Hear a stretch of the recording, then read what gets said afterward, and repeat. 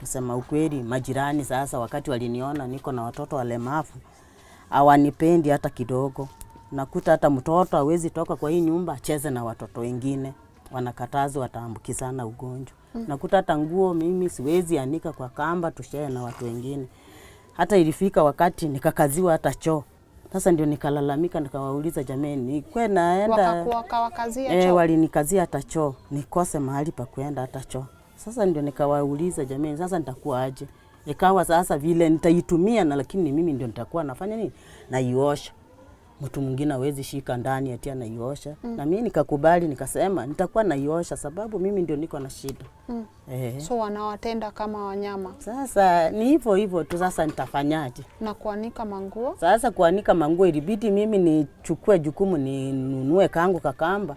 Sasa naanikanga kwa hiyo kamba moja hiyo. Ikija zenye zimebaki zinaziwacha kwa besheni. Kwa nini usianike huku kwingine? Siwezi anika kwa wenzangu kwa ajili sababu walisema nitawaambukiza maugonjwa. Kwa ajili niko na watoto walemavu, wengine wanakaa macho yellow, wengine wanafuranga tumbo. Sasa niko na ugonjwa yenye labda yenye naweza ambukiza watu. Mimi mwenyewe ndio miguu zimeharibika.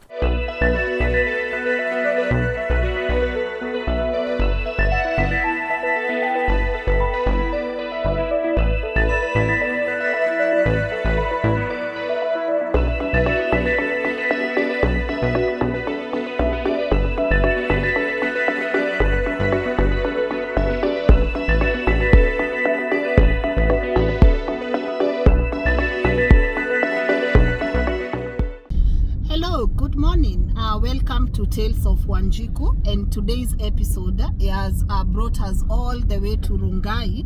Yes, we are Hapa Rongai, and we'll be covering a story of this amazing grandma who is taking care of her grandchildren, wako watatu, but the condition these people are living in and how malnourished the kids are, man, we cannot even begin to explain to you their situation. And we thought we need to bring you this story kwa sababu Wakenya wanapitia mingi huku nje, and as always I'm joined by my director hapa, Edwin Ochieng, and our amazing co-producer and editor Yukabeth Mukami. So twendeni please Hapa Rongai. We are almost tuko ndani ya Taosai.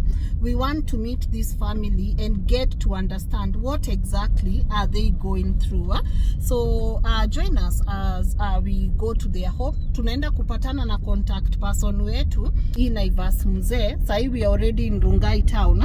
Tunapatana na our contact person at ile Naivas Mzee, so aweze kutupeleka mpaka home kwa kina Helena. Alright, so now we are about to call our contact person.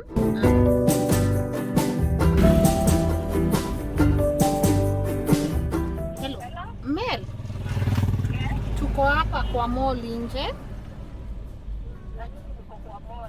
Uko ndani ya mall? Niko karibu na exit. Uko na karibu na exit? Ona hii side ingine tu hapa kando opposite. I think tumekuona. Unaona gari ya grey? Gari ya grey unaiona?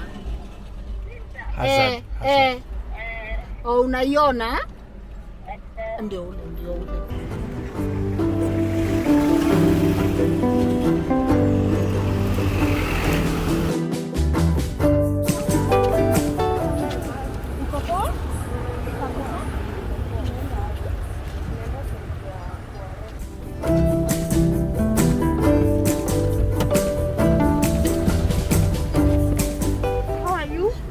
Good.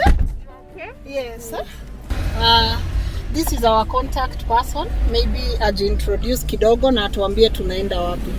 Okay, we are going to Helena's place. Yeah. Anaishi huko kwa Rongai Rongai. Okay. Karibu na makaburini. Yeah. Yeah. Unamjua aje? Okay, nilimjua juzi. Yeah. After niko admin kwa group ingine Rongai. Okay. And somebody inboxed me. Yeah.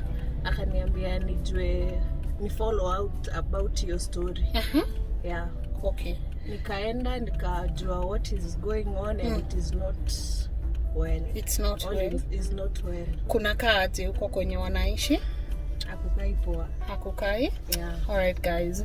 So mmesikia. So sasa tunaenda huko Kware. We get to see the family and tujue history yao. Si ni sawa?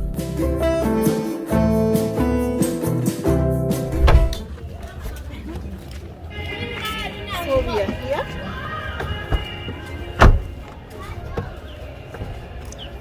Gari yetu msione hivyo. Tunabeba. So tumefika. Ni wapi? Niko ndani.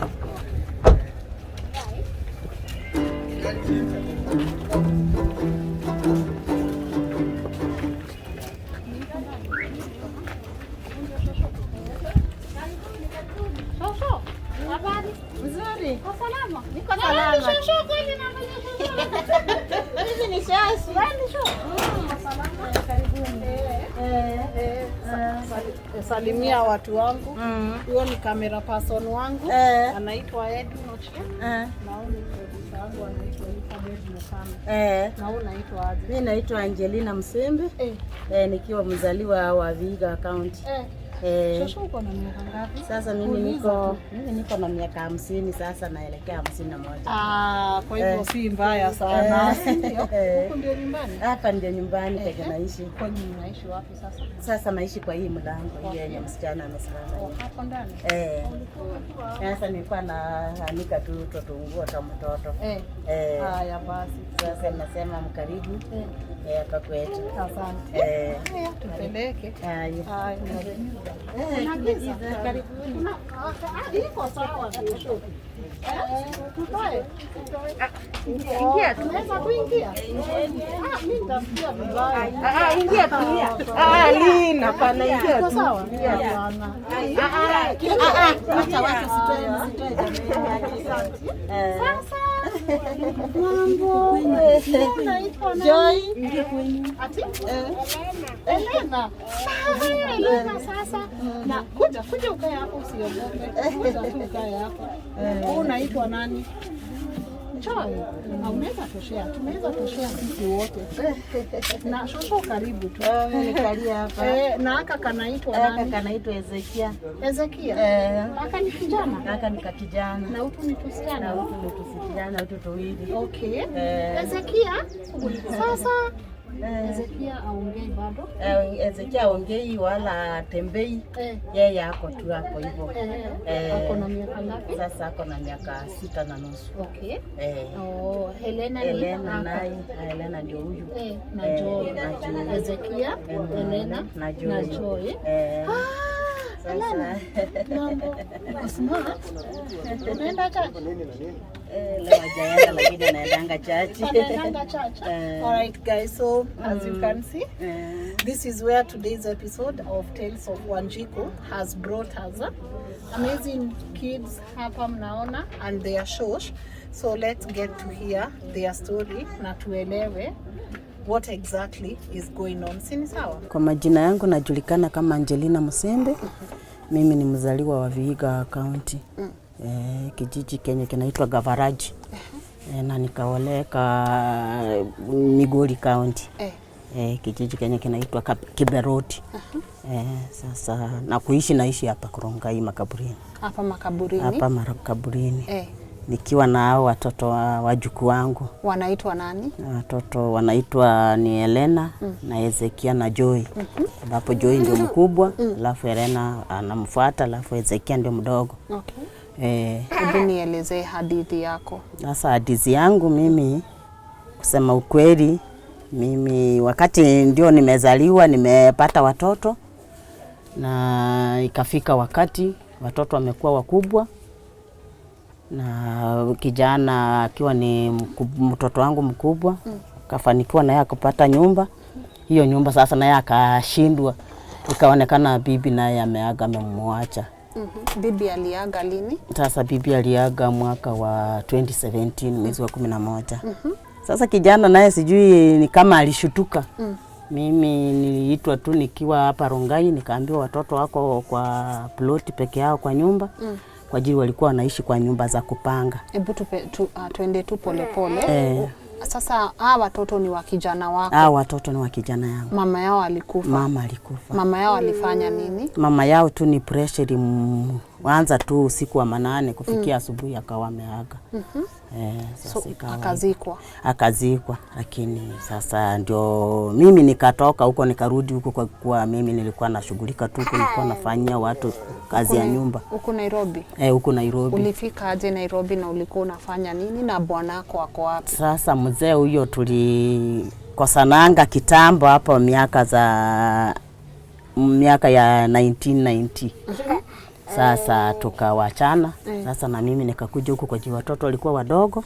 Nikakuja tu kufanyanga watu kazi za nyumba. Wakinisaidia sasa nikipata kapesa nikisaidia kulinda hao watoto. Ndio nikawalea wakakuwa wakubwa. Sawa na mimi nikawa tu nimezoea huku sasa nashughulika tu. Sasa ndio nikaitwa bibi ya kijana amekufa. Sasa bibi wa kijana kufa mimi nikaenda kuhudhuria mazishi. Sasa after kumaliza mazishi mimi nikarudi tu kwa shughuli zangu hizo za umaid. Sasa kumaliza tulizika mwezi wa 11, kufika mwezi wa 12 nikasikia tu jirani ananipigia simu ananiambia ujua watoto wako kwa hii ploti peke yao kwa nyumba. Hatujui kijana hako wapi. Sasa ikabidi nikaomba mwenye nilikuwa nafanyia kibarua kanipatia nafasi. Nikakimbia nikaenda kuchukua watoto. Na kuanzia wakati huo tu niko nao hapa. Sasa huyo alikuwa na miezi ngapi ukimchukua? Huyo sasa wakati nilimchukua alikuwa na miaka 2. Alikuwa amefikisha miaka 2. Akiwa tu na hiyo udhaifu wake. Na sasa ako na miaka ngapi? Sasa sasa amefunga miaka 6. So umekaa nao miaka 4? Nimekaa nao kuanzia wakati huo mpaka saa hii. Na kijana wako unasikia? Sasa kijana naye wakati tu niliitwa kijana onekani watoto wako peke yao. Tangia wakati huo najaribu hata kumpigia simu, najaribu hata kuwaambia watu wa ukoo wamtafute. Aonekani hata ajulikani kwenye ako, hata sijui kama ako mzima ama hayuko. Mimi hata sasa nimeshindwa na hiyo kuelewa kujua ako wapi. Sasa mimi nang'ang'ana tu na watoto. Tunapitia kwa changamoto ya ugonjwa hapa na pale. Sasa zingine tunakosa chakula. Sasa zingine mwenye huruma anatuhurumia na tusaidia chakula. Na wewe unafanya kazi? Sasa kazi wakati nilichukua hao watoto niliitwa penye ninashiriki kanisa. Walinihurumia. Wakaniambia sasa kuna shule hapo. Wakaniambia badala ya kuenda sasa uwezi enda kuishi kwa nyumba ya mtu tunafanya umaid. Kuja tu hapa ukuna saidiana kufagia. Kwa kuwa mimi mwenyewe si kufanikiwa kusoma, si kuwa na wazazi. Sasa nikapewa tu hiyo kibarua ya kufagia. Uko ndani ya kanisa? Hapo ndani ya shule sasa. Kwa shule. Iko kwa kanisa. Sasa nafagia tu hapo hivyo. Wakinipatia kadogo, wakanihurumia, wakanichukulia huyu mtoto mkubwa. Sasa tunasaidiana hapo, wananisaidia huyo mtoto na wananisaidia na kapesa kadogo kakulipa nyumba. Na sasa unakuta hata saa zingine haitoshi.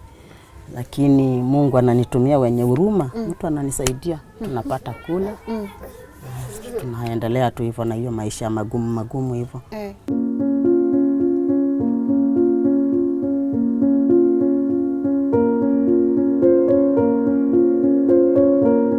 Ni nini mbaya na watoto?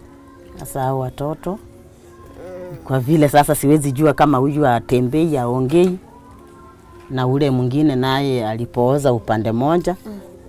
Lakini sasa ikafika pahali anafikanga pahali macho zinageuka zinakuwa yellow, tumbo inafura. Akikojoa mkojo anakojoa ni kama damu anakojoa. Sasa ninajaribu kupeleka hospitali. Saa zingine nikipeleka wananituma niende kupima vipimo. Nakuta saa hiyo sina hata pesa ya kuwezesha kupima hizo vipimo ndio ajulikana anagonjeka nini. So hujai hata wapeleka wapimwe? Kupimwa sasa nimejaribu tu kidogo. Wama wakaniambia sasa waliniambia apimwe maini, apimwe viko, apimwe hata na vipimo zingine kifua. Lakini sasa nilipeleka wama wakapima maini, wakasema maini yake iko sawa. Viko wakasema iko sawa. Sasa wakanituma tena nipime kipimo ingine tena zaidi, wapime hapa chini ya tumbo. ndio sasa labda ionekane yenye sababu yenye anatoa mkojo yenye nafanana damu, ndio wajue tena zaidi.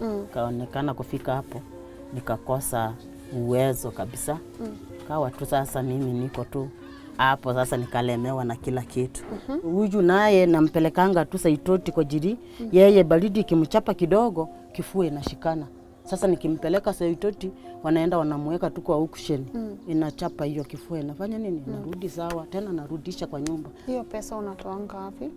Sasa kwa Saitoti hatujaanza kulipishwa. Ni kwa Saitoti hatujaanza kulipishwa, kienda unasaidiwa. Huko kwa Saitoti ni kwa ule Saitoti tu? Ni ule Saitoti tu mwenye alikufanga na ni hospitali yako nayo? Ni hospitali alijenga tu ndio kabla akufe. Hapa Rungai? Iko tu hapa Rungai tu hapa kwetu tu. Ndio sasa hospitali yetu ya kiserikali. Sasa tukiwa na shida hapa kwa Saitoti ndio tunakimbilia. Sasa ukienda ukifika huko isishindikane, ndio wanakuandikia wanakutuma kwingine. Mambo? Ezekiel aje? Uko poa? Nasalamia anko. Ule sio mimi, anko ni ule. Ama unanipatia salamu nimpeleke? Ezekiel is so fascinated by our camera person Edwin Ochieng. It's so heartwarming, guys, the way he's fascinated with our cameras hapo. Anaangalia tu setup ya director Edwin Ochieng, anasema I want to be that when I grow up. Na nyinyi wote mnakaa ndani ya hii nyumba? Sasa sisi wote na wajukuu wangu tunakaa kwa hii nyumba.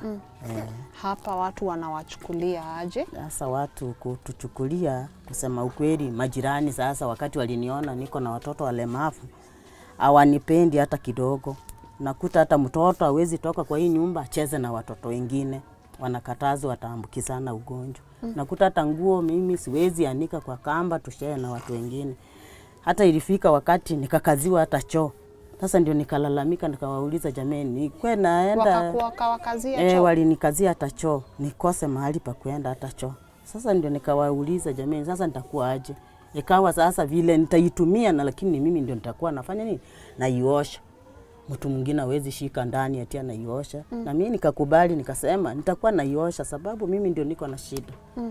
So wanawatenda kama wanyama. Sasa ni hivyo tu, sasa nitafanyaje? Na kuanika manguo? Sasa kuanika manguo ilibidi mimi nichukue jukumu ninunue kangu kakamba. Sasa naanikanga kwa hiyo kamba moja hiyo. Ikija zenye zimebaki zinaziwacha kwa besheni. Kwa nini usianike huku kwingine? Siwezi anika kwa wenzangu kwa ajili sababu walisema nitawaambukiza maugonjwa. Niko na watoto walemavu, wengine wanakaa macho yellow, wengine wanafuranga tu tumbo. Sasa niko na ugonjwa yenye labda yenye naweza ambukiza watu. Mimi ndio miguu zimeharibika. Hebu nione miguu zimeharibika. Sasa wanaona mimi ni hizo shida zote. Mimi niko na mashida mbaya, naweza nikawaambukiza. Miguu? Hata maji siwezi mwaga, nitamwaga watu wapite ndani, wafanye nini? Labda nitawaambukiza hizo maugonjwa zangu. Miguu zilifanya nini? Sasa nenda hospitali? Nimeshawahi enda hospitali. Ukaambiwa? Sasa nilizunguka mahospitali, hawakuwa wanajua ni nini na nisumbua. Lakini sasa wakati nilienda dakika ya mwisho Kenyatta, wakanipima wakaniambia ni hali sasa. Sasa ndio hivyo, zinafikanga wakati zinachomeka ndani, ngozi inatoka juu. Ama saa zingine zinafanya vidonda. Alafu tena hivyo tu nikiendeleanga hivyo. Saa zingine unamwaga maji, mtu anasema umemwaga kwa njia ili apite umwambukize ugonjwa. So kufulia, unafulia ndani ya nyumba? Nafulia ndani ya nyumba. Kwa nini? Sasa siwezi fua hapo hivyo maji mwagike watu wapite ndani. Kwani maji iko na nini? Wanasema hiyo uchafu ndio inabeba kila kitu. Inabeba ugonjwa? Inabeba ugonjwa. Sasa nikifulia pale nje imwagike na mtu mwingine akuja apita airuke, ataenda na hiyo ugonjwa. Sasa mimi nafulia ndani na ibeba polepole, naenda na mwaga ndani ya shimo ya choo. Basi ni hivyo tu. Manguo nikianika nianike kwa hiyo kamba yangu. Zingine zenye zinabaki zikae tu kwa besheni mpaka siku ile hizo zitakauka. Nifanye nini? Ndio nianike. Ama hizo zikimwaga maji naleta kwa nyumba naanika kwa pasia, ndio sasa naanika hizo za maji. So hapa ndio mnalala? Hapa ndio nimewekea watoto. So hapa watoto wanalala wote? Wanalala wawili au wasichana. Basi na mimi mnalala pale na huyu kijana. Hii nyumba mmekaa how long? Namuita kijana yangu, sasa nimekaa miaka 3. Miaka 3? Na mnalipa pesa ngapi? Nalipa 2,500. Okay. Na kupikia ni wapi? Hapa ndio jikoni yangu sasa. Hapa basi ndio jikoni yangu. So hata nguo kufulia unafulia huko? Sasa nguo nafulia hapo kwa kona. Ndio usiambukize watu na ugonjwa? Ndio nisiambukize watu ugonjwa na kumwaga maji waruke ndani. So hapa mnalala na toto? Hapa tunalala na toto. Na wawili wanalala pale. Na familia sasa, bibi ya mtoto wako au wako wapi? Sasa hiyo familia nyingine hao watoto? Si familia nyingine. Kijana yangu sasa, kwa vile mimi nilioleka kwa mpaka ya ni Wakuria. Sasa tuko mpaka ya Kenya na Tanzania. Sasa sisi wenyewe, mimi mwenyewe ni mpande wa Kenya. Lakini sasa kijana naye akapendana na msichana mpande ule wa Tanzania. Sasa alioa msichana kutoka huko. Sasa ikawa sasa tuko Kenya na Tanzania. Na mbona familia ikuji kusaidia? Sasa familia hata yangu yenyewe, tuseme kama mandugu zangu, madada zangu, familia yenye nilioleka ndani kwa kina kijana, wakati waliona hao watoto, kila mtu alikaa kando. Yani nilikaa ni kama vile tu nilitengwa. Kwa sasa kijana si alikuwa amefukuzwa hata kwao, hakuwa anaishi kwao. Alikuwa sasa anaishi tu kwa nyumba ya kupanga. Sasa vile bibi alikufa na watoto ndio hawa, ikaonekana sasa kila mtu ahusiki, hata hataki kujua ni nini, hata nini. Hata saa hii mtoto akigonjeka, sina mwenye naweza tumia hata simu nimwambie mtoto amegonjeka. Tatuma ndio utapiga ndio safari ya kwanza ingie, lakini ukirudia safari ya pili imezimwa. Utakuta tena hao wengine wameshafanya nini? Wameshazima zao. Sasa nimebaki tu, ninakaa tu peke yangu tu hivyo na hao watoto. Tu ndio familia hawa sasa tu sasa ndio familia ndio niko nayo. Na baba yao unasikianga ako wapi? Sasa baba sijawahi sikia. Najaribu naulizia hata watu wa ukoo, watu wenye wanamjua, sijawahi jua penye yako. Wewe mbona hukuwaacha? Mbona hujaachilia mimi watu? Sasa si kuwaacha kwa sababu hawa niliona ni damu yangu na singeweza kuwakataa. Kuna wengi walinishawishi ni watupe watoto kama hawa wanatupwangwa huko Ngong mara, ama ni wawache kwa nyumba, mimi nisonge nijipe shughuli niende zangu. Lakini mimi nilijipa moyo nikasema siwezi tupa, kwa ajili hiki ni kiumbe kia Mungu na mimi mwenyewe ni kiumbe kia Mungu. Kwa ajili mimi si kujua labda kwa familia yangu nitakuja kupata yenye nafanana hivi. Sasa ndio najipanga tu moyo mimi na walea na ninawapenda. Hata mmoja akigonjeka hata mimi nagonjekanga. Kwa ajili nakuwa na huzuni nyingine mwingi zaidi. Nini unapenda kuwahusu? Nini unapenda sana kuwahusu? Sasa vile ninawapenda tu vile wako humu, yani nasikianga tu niko ndani ya familia na furahia. Kwa jika kama watu wengine wote wamenitenga, na lakini hawa ndio niko nao pamoja.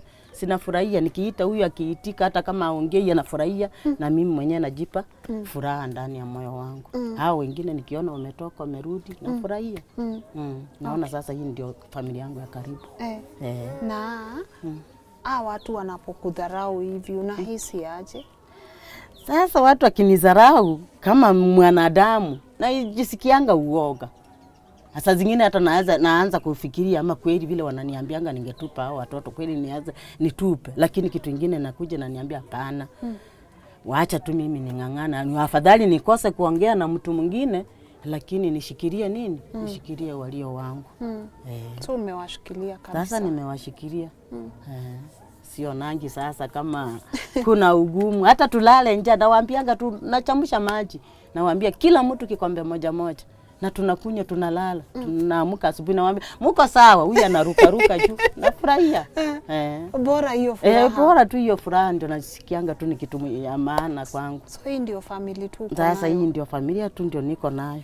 Kwa jili kama hata vile naenda kwa kibarua inang'ang'ana, naamka saa 9 ya usiku. Na huyu unamwachanga na nani? Sasa huyu inabidi, na nimeomba mama mwingine ako huko chini na daycare.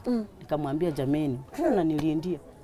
Sasa mpaka ning'ang'ane, niamke saa 9, nimuoshe, nimpatie kakitu, kama kuna kaunga nimkoroge uji.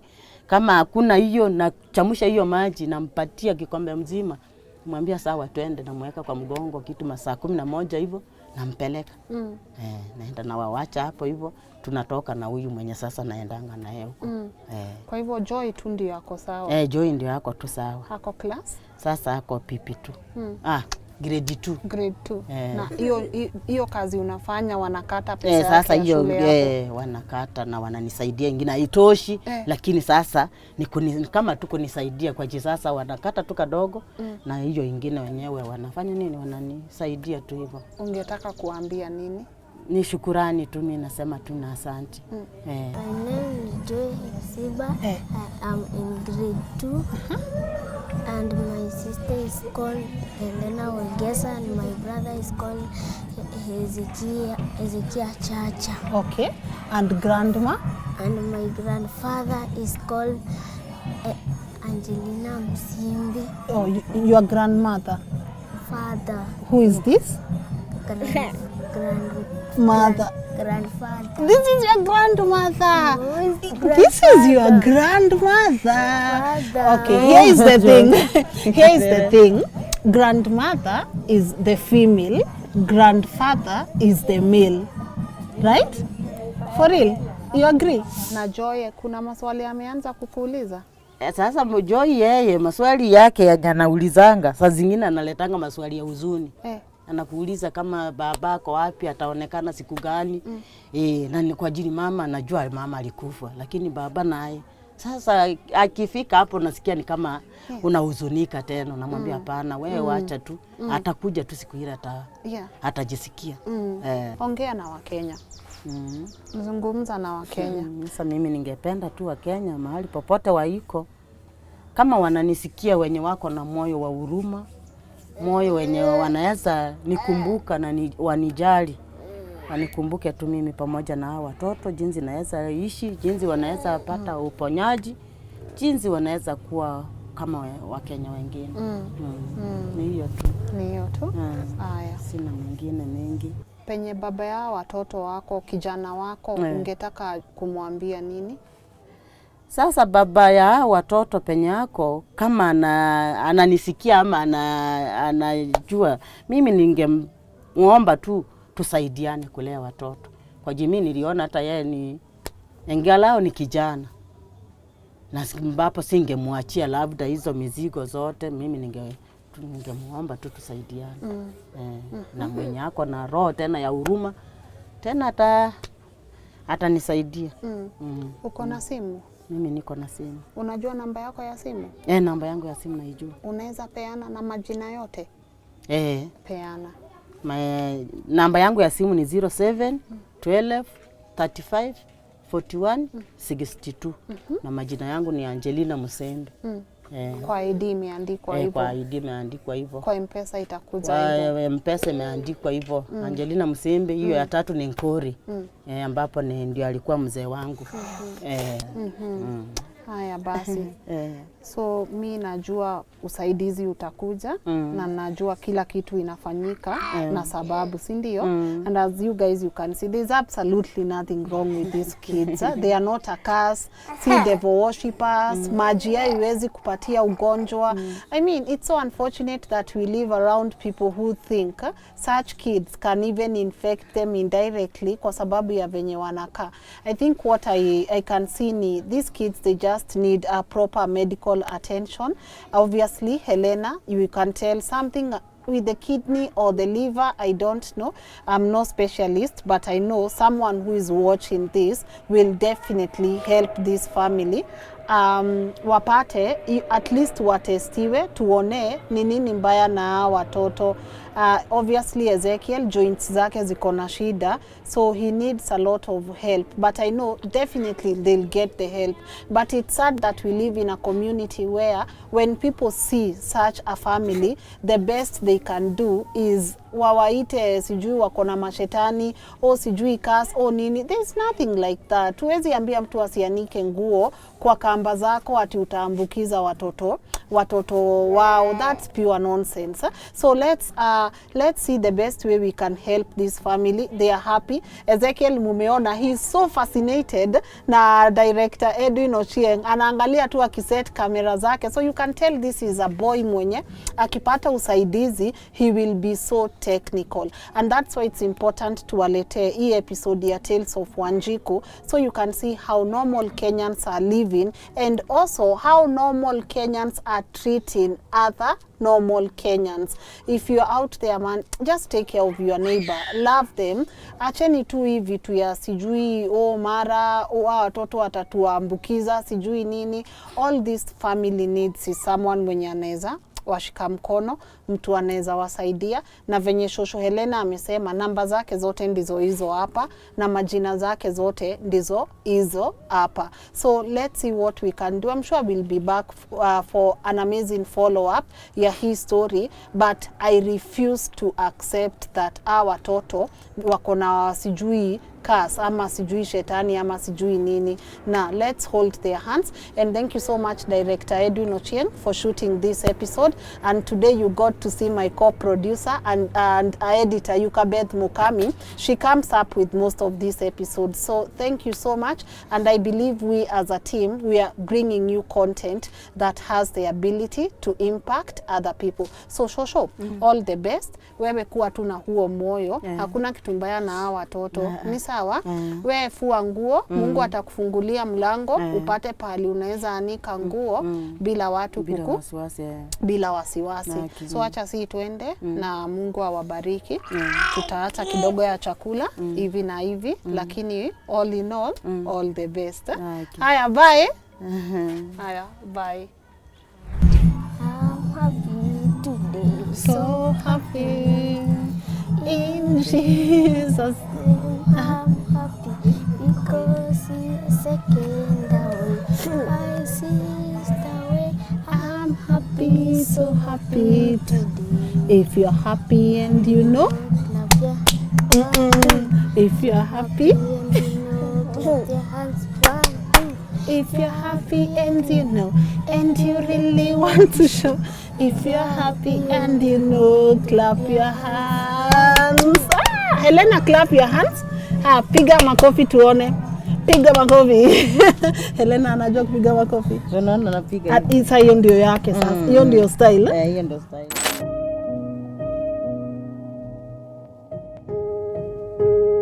Director Edwin Ochieng, how was today's episode? Today's episode was very moving because to get a family that is facing through such challenges, it's something that is not supposed to happen in this world that we are living in. Sawa sawa. So my urge is, I'm just requesting Kenyans to love their neighbors. Yes. Sema bye. Bye. Hebu fanya bye nione. Bye. Good girl. Nikuje kesho? Nikuje kunywa chai? Nikuletee nini? Nikuletee siti? Keki na soda. Unapenda soda? Sawa, nitakuletea. Bye mami. Oh. Bye bye.